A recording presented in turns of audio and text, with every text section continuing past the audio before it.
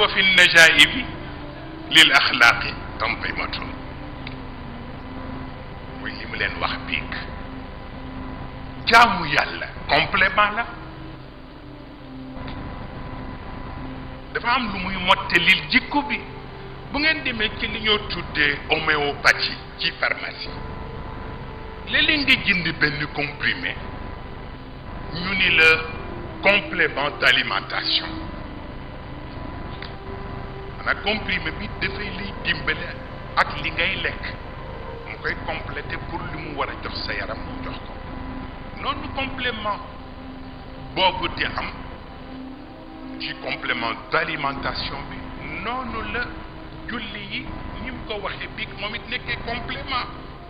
pour nourrir jikko yooyu mais benn problème posé wu wax naa leen ko ci benn waxtaan damay tabaraka ismu rabbika dil jalali wal ikram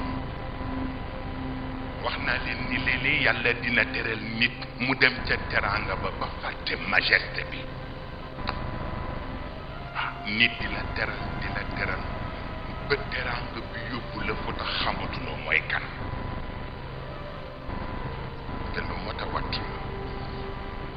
am na koo xam ne lu mu la teral mu tax nga fàtte mooy kan te erreur bi ciy am dinaa koy faral di seet te li nga gis ko xir ba jël portable am sonéréem mu def ko aaya alquran wala mu def ko nodd te léeg-léeg nga jël ko def ci sa poche wala sa sac dugg ci salle de bain fàtte ko mu nodde ci salle de bain bi ba mu jàng alquran ci salle de bain bi te ci condition abonnement bi pour opérateur bi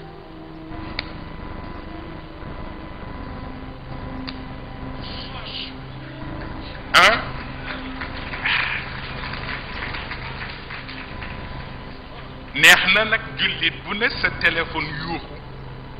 wax aaya alquran neex na wala mu way sa wayu sëriñ neex